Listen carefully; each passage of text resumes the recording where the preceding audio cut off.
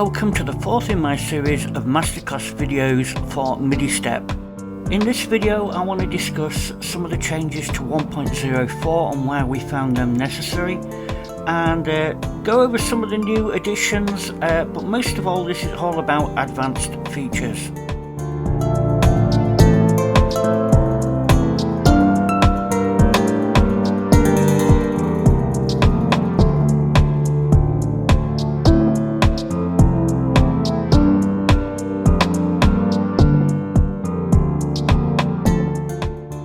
So let's get started, and the first on the list is the big UI change in 1.04.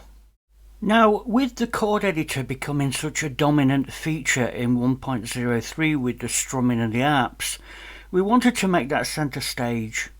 So we've moved the octave lane from where it was down to the bottom parameter lane. Now I know many of you had suggested this change, and it sticks the octave lane down with the rest of the lanes, the velocity gate and so on. So I think that's a good move.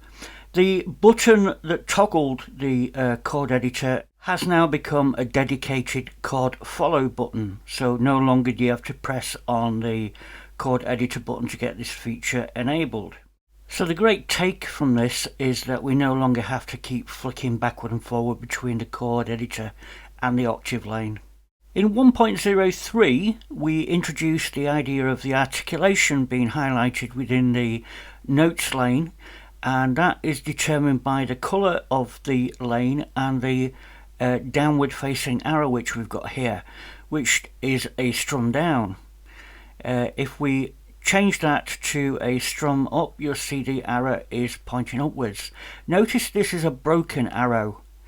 Strum is a broken arrow and app is a solid arrow. So as I mentioned before, the colour of the note lane determines if there's articulation and what type. The block chord is red, the strum is an orange colour, and the apps are yellow. The articulation can also be observed in the background of the chord icon.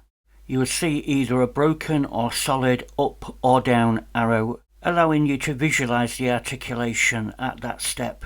Now, one really important thing to be aware of is if you're running, say, like I have here, two instances of MidiStep side by side, I can actually scroll that interface and view either the top or bottom just by performing a tap, hold and drag in this left header area.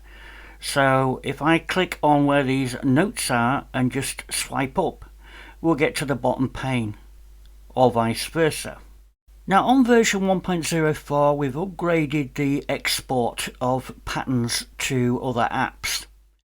So if you're a Loopy Pro user, you'll know that the latest version supports MIDI loops. So if you want to generate a pattern within MidiStep and export that to Loopy Pro, it's incredibly easy. We just tap, hold and drag from the clipboard icon over the loop and let go. And you'll see not only are the notes exported, but we also get a name exported with them. I have 3 instances of MidiStep here, and I'm going to drag from the clipboard icon, tap, hold and drag and just release over the MIDI loop, and you'll see it populated. Now nothing could be easier. Now if we look in settings and go to the bottom here, you'll see an instance short name, and we can name up our instances prior to the drag and drop, and that is how Loopy Pro actually names those MIDI clips. Now if you're short of space, there's another way of copying and pasting without drag and drop, and so to demonstrate that I'm just going to wipe that first loop. I'm going to click on the clipboard button and you'll see a little message appears saying that it's copied the pattern to the clipboard. Now all we need to do is swipe up on the loop we want to paste the contents to and hit this import button. You will then see a pop-up asking if you want to allow the paste, so just say allow paste. And then you'll get this screen, and we need to pick clipboard from the screen. And finally click the import button at the bottom of this window. Now you can see the imported MIDI in this dialog and in the MIDI loop. So again, that's an alternative to drag and drop, but you see this method does not import the name, so drag and drop is preferable. Now that works great if we want to export an entire pattern. But what happens when we want to capture a live session? Well, in the latest version we can now do that. And the way we do it is to swipe down on the clipboard button and it will start flashing red. As you can see, the pop-up message tells us that recording is armed, and recording will begin once we start the host transport playing.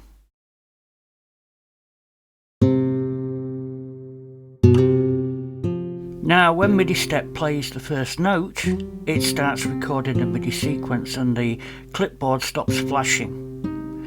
And recording will continue until we either do one of a number of things, i.e. stop the host transport or press the clipboard button again. But at this point you'll notice that the clipboard button is green, signifying that it has a captured session. We can now drag and drop that to our destination, or we can simply paste that into another app because it's already in the clipboard buffer. Now that captured session will remain in the clipboard until I either record another session or press the clipboard button, at which point that session will be gone. Now if I have multiple patterns, as I have in this case, and each pattern is set to advance when it's completed, I could actually record this into a session, but I would have to normally manually stop it. Now just to clarify, if I press the clipboard button here, what it will do is capture the current pattern. In fact, 2 cycles of the current pattern, because cycles for that pattern is set to 2. But we want to capture the whole thing. So we want to capture from pattern 1 all the way to pattern 4. And when we get to pattern 4, we want to stop recording. If we go put a stop in that last pattern, we can now record the session. It will automatically stop when it hits the end of the last pattern. So I've swiped down on the clipboard button and you can see it's armed and ready to go. Now if I start the host transport, it will start recording.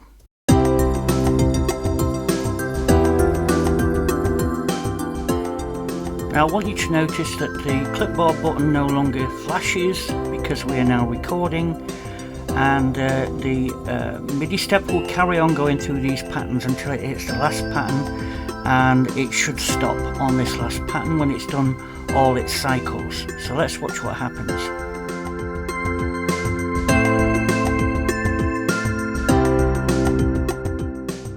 And at this point recording stops and the button turns green, indicating that we've captured the session.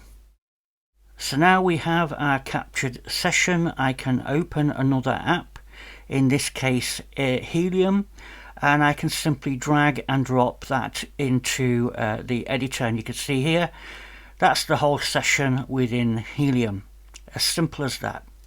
Now we added chord articulation in 1.02, but we never had any way of randomizing it until now.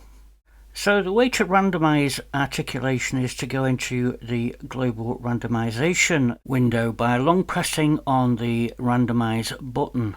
Now in here you'll see the new chord articulation knob, which appears on the notes tab. Now to generate random chords, I need to turn them on with this checkbox. Then set the chord frequency to something suitable, in this case 50%, so every other step is a chord. Now if I move this window and press the randomize selected button, you'll see that the randomization feature is generating chords roughly 50% of the time. The problem is it's only generating block chords because this knob is set to block chords. So we can set this to generate strum up, strum down, arp up, arp down and so on, or we can pick harp up and down or strum up and down. which I've done here. And again, we can see the arrows pointing the relevant directions for the arps and strums. So we can have a combination of strums and arps, or we can tell it to generate all types of articulation, which I've done here. So I think you'll agree that's a much needed addition to 1.04. Now, if you're lucky enough to own an Apple Magic keyboard, there's some shortcuts here that are really useful. The first shortcut is adjusting all the sliders, maintaining their relative positions to each other. So by simply holding the left options button and dragging one of these faders up and down, it moves all faders, maintaining the relative position of each fader. I'm going to move on to modulation for the rest of them because there's some good ones for modulation. First of all, if you hold the left shift and then drag up and down, you'll notice that all faders are locked to the same value. If you hold the right shift and drag up and down, you'll see only the faders to the right of that fader are moved. Now the next option is great if you want to actually draw ramps, and like I said, it's great for the modulation lane. To do this, hold the left control while tapping into faders, and it will render a ramp between those two faders. Okay, now let's turn our attention to a brand new feature called coin flip. This is quite exciting, this, because we're able to do something now that we weren't able to do before. Now previously we've been able to set a note column on or off, add a random note, or even add a tie. But we've never been able to switch between them randomly, and now we can do that using the coin flip. So let me play back this example, and then we'll try and enable the coin flip on one or more columns and see how that sounds.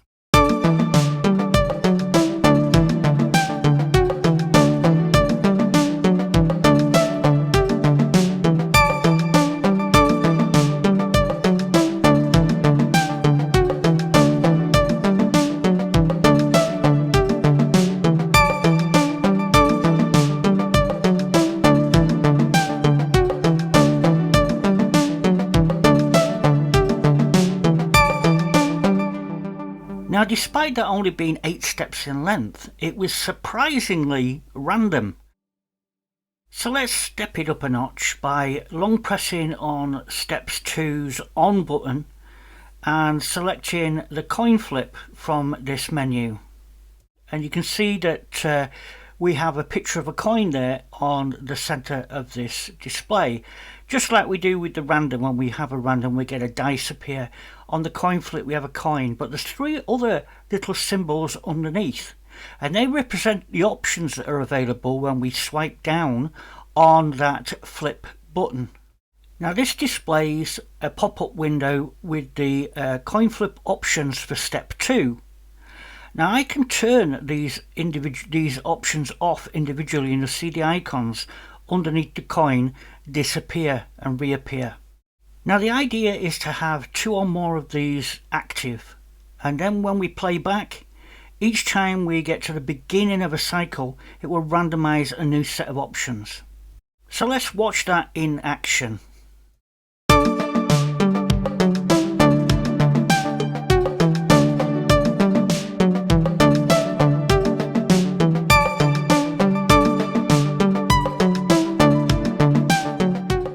So the coin flip works by randomly selecting one out of the set of options that you've provided for that step.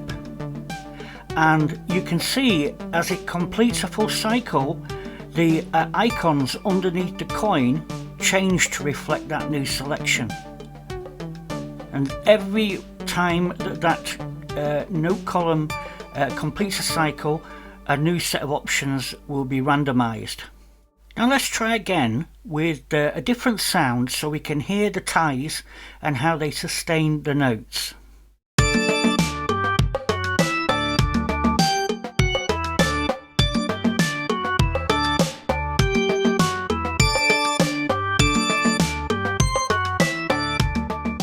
So let's extend the sequence and add a few more coin flips.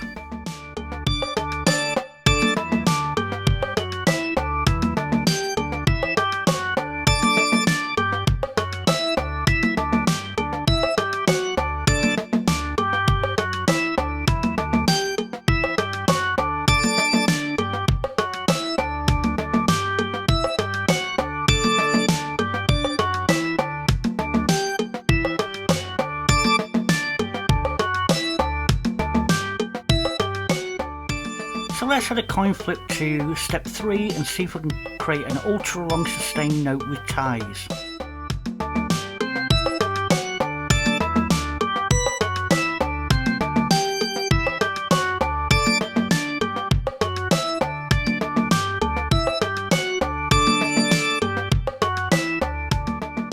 And there we go. Step 2 and 3 both randomised a tie, and that extended the note or the chord that had been played at position 1 to 3 steps. Now let's take a look at this coin flip in action in the context of a song.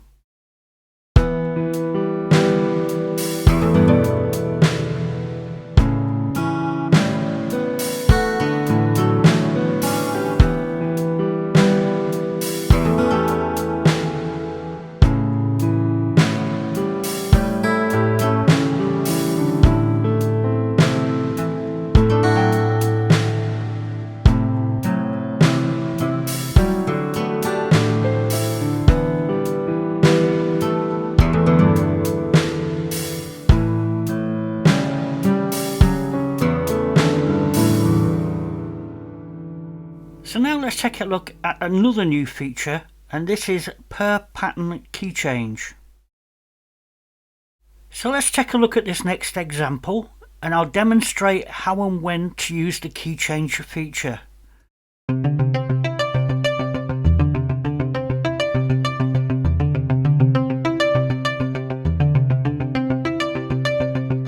So as you could hear there, I have a simple repeatable pattern, and I'm going to copy this pattern 1 to pattern 2 and pattern 3, so we've got 3 different copies.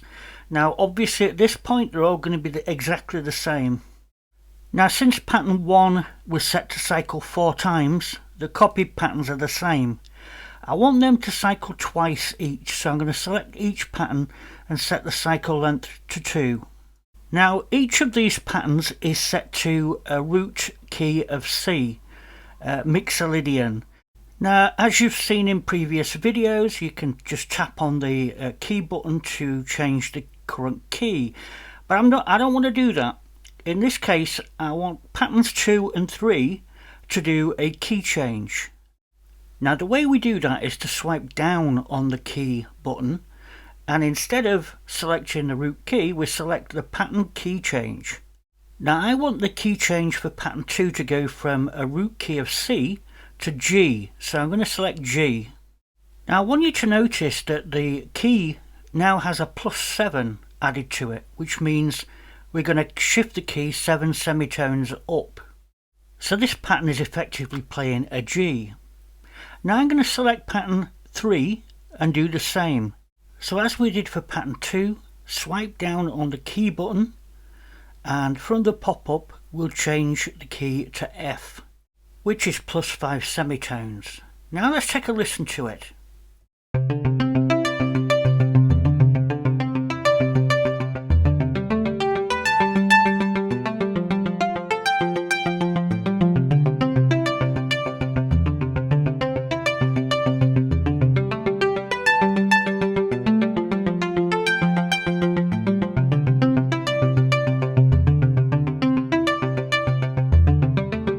Now obviously your patterns are going to be more elaborate than that, but it gives you an idea of how this works. So if you've created a good pattern and you don't want to go through the rigmarole of transposing it, you can simply copy the pattern, change the key by a number of semitones, and then make slight modifications to it to make it sound a bit different. Now we're currently working in AUM, and AUM has a lot of flexible routing, but for those doors that do not have flexible routing, we now have a MIDI through port, so that any incoming MIDI is now echoed to the output. Now I've currently got MidiStep set to sync on note on, and I've got the transpose mode set to mono, and this allows us to start and stop the sequence with a key press.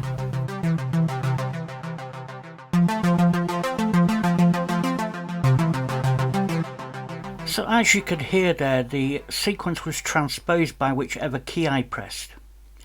Now I've got a copy of Pure Piano here, and if I look at where it's taking its inputs from, you'll see that MidiStep has a MIDI through port, and I'm connecting to that Now I've also got a MIDI monitor here that's monitoring the output of MidiStep's MIDI through port, so you can see what's going on here.